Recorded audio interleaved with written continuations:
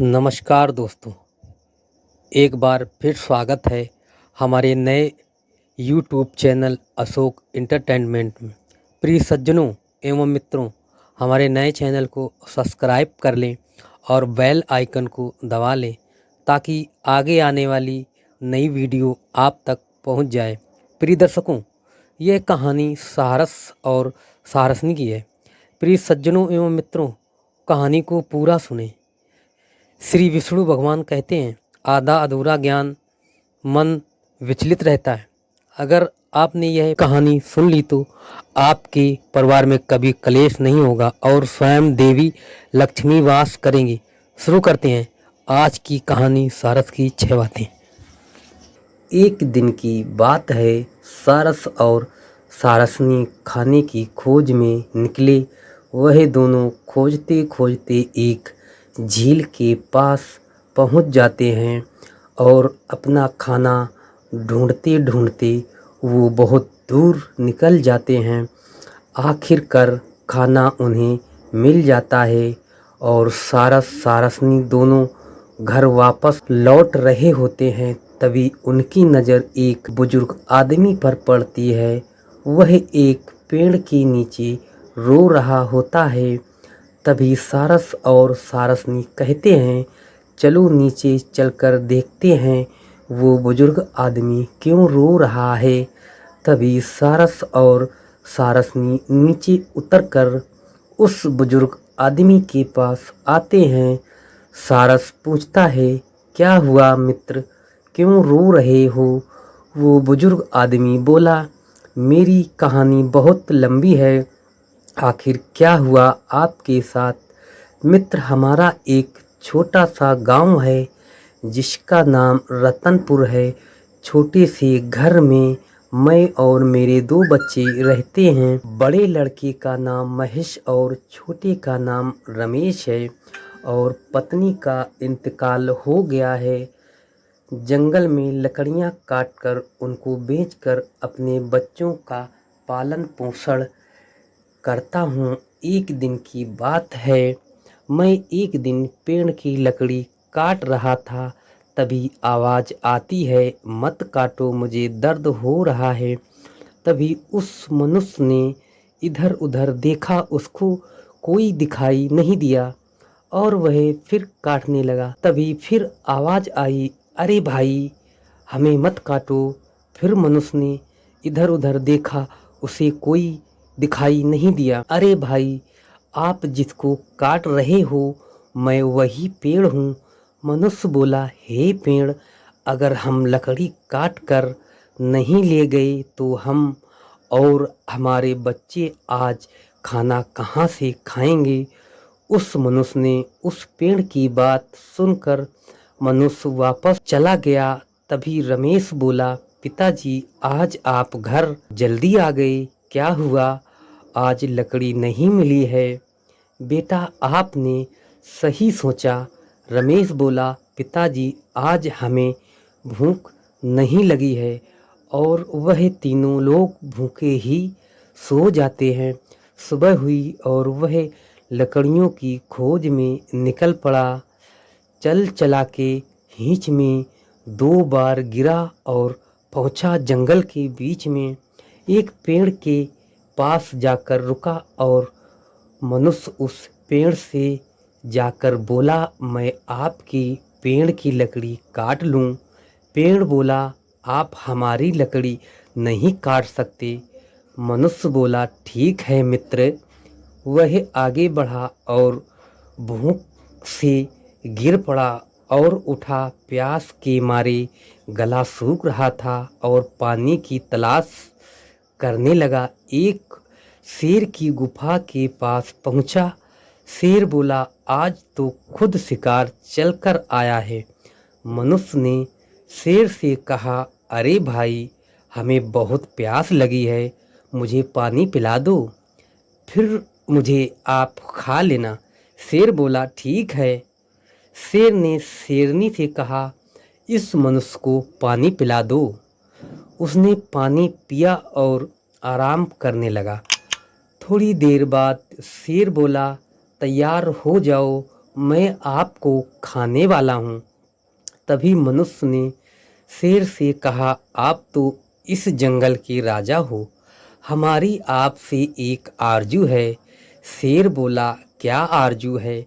मनुष्य ने कहा, हमारे 2 बच्चे हैं जो कल से भूखे हैं, हमें जाने दो। लकड़ियाँ काट के बाजार ले जाना है, उनको बेचकर अपने बच्चों को खाना ले जाना है। इसके बाद मैं खुद चलकर आ जाऊंगा। शेर बोला, ठीक है, हम आपके विश्वास पर छोड़ रहे हैं, हमें खेद है कि आप वापस आएंगे। वह मनुष्य वहाँ से वापस आ जाता है और जंगल में पहुँचता है, लकड़ी काटने लगता है। पेड़ से आवाज़ आती है, मुझे क्यों काट रहे हो मनुष्य? बोला, मैं क्या करूं, मैं 2 दिन से भूख से तड़प रहा हूं। पेड़ बोला, मुझे छोड़ दो, दर्द हो रहा है। शंकर जी और पार्वती ये नज़ारा देख रहे होते हैं। पार्वती शंकर जी से बोलती है, हे मनुष्य 2 दिन से भूखा है, इसने कुछ नहीं खाया है, पिया जी कुछ कीजिए ना। शंकर जी ने पार्वती से कहा, देवी पार्वती, ये उसकी परीक्षा है जो हर एक मनुष्य को गुजरना पड़ता है। ये सृष्टि का नियम है जो हर एक मनुष्य को निभाना पड़ता है। तभी पेड़ ने कहा, मनुष्य मुझे छोड़ दो। मनुष्य ने उसको छोड़ दिया और घर की ओर चल पड़ा।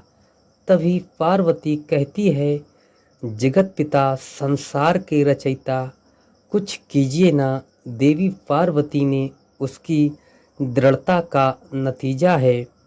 तभी देवी पार्वती अपना वेश बदलकर उसके सामने खड़ी हो जाती हैं।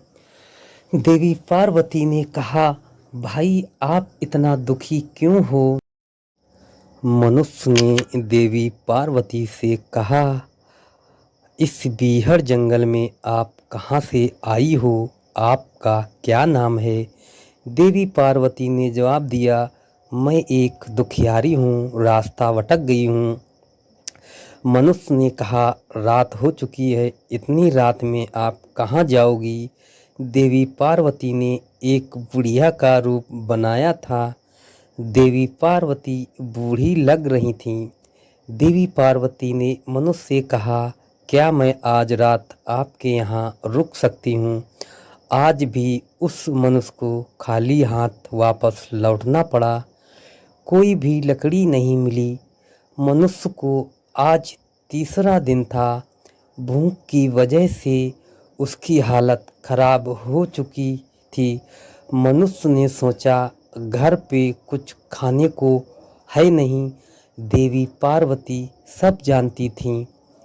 तभी देवी पार्वती घर के अंदर जाती हैं और खाना ले आती हैं। देवी पार्वती, बाबा खाना खा लो।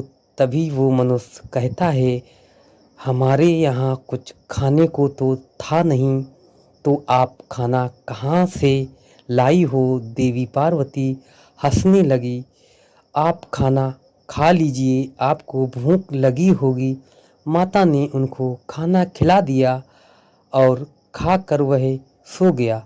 सुबह हुई, माता पार्वती ने उस मनुष्य को जगाया, क्या आज आपको लकड़ियाँ लेने नहीं जाना है? तभी वो मनुष्य बोलता है, जाना है। फिर उसने खाना खाया, लकड़ियों की तलाश में निकला। चलते चलते जंगल पहुंच गया। कुएं के पास एक पेड़ था, उसमें एक तोते का जोड़ा रहता था। फिर वह मनुष्य उस पेड़ को काटने लगा। जैसे ही काटना शुरू किया, उसमें 2 तोते के बच्चे रहते थे।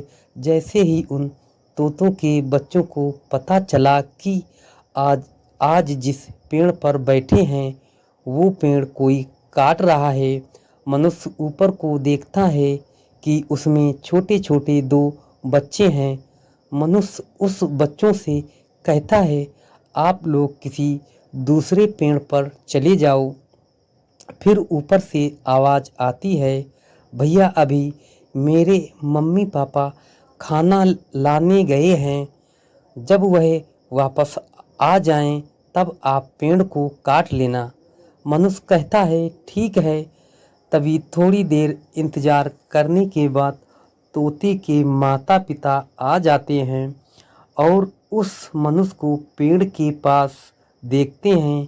तोता अपने बच्चों के पास जाता है, तभी उनके बच्चे कहते हैं, पापा वो जो मनुष्य नीचे बैठा है वो इस पेड़ को काट रहा है। हमने उसको रोका, जब मेरे माता पिता आ जाएं फिर आप पेड़ को काट लेना। तोते ने अपने बच्चों की बात सुनी और दोनों नीचे आ गए और उस मनुष्य ने कहा, अरे भाई इस पेड़ को क्यों काट रहे हो? मनुष्य कहता है, हमारा तो रोज का काम है, अगर हम इस पेड़ को नहीं काटेंगे तो हमारा खाना कहाँ से चलेगा?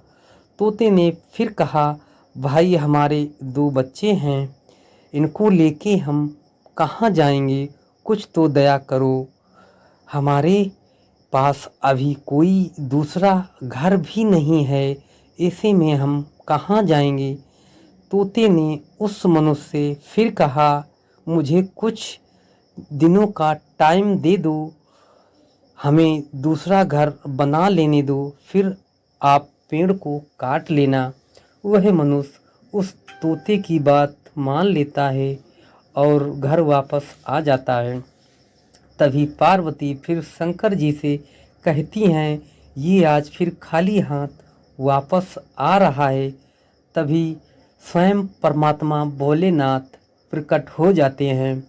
वो मनुष्य उस बाबा से कहता है, बाबा आप कौन हो और कहाँ से कहाँ जा रहे हो?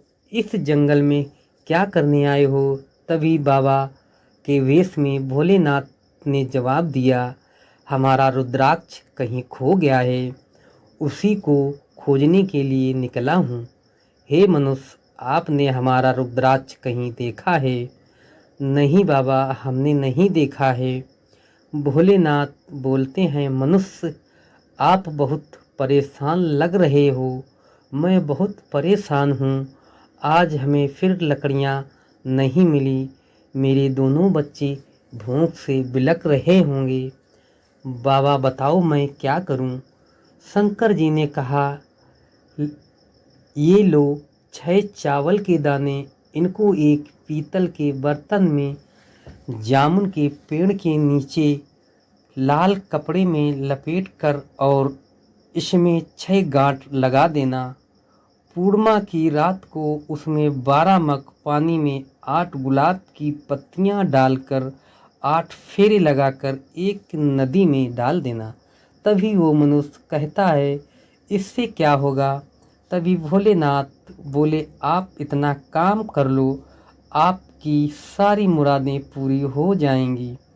और इस मनुष्य ने भगवान भोलेनाथ के कहे मुताबिक सारे काम कर लिए और जैसे सुबह हुई, वह मनुष्य खाना बनाने के लिए जैसे ही आटा निकालने के लिए टंकी खोली तो उसमें देखा कि हीरे जेवरात से टंकी भरी हुई थी और वह बहुत खुश हुआ।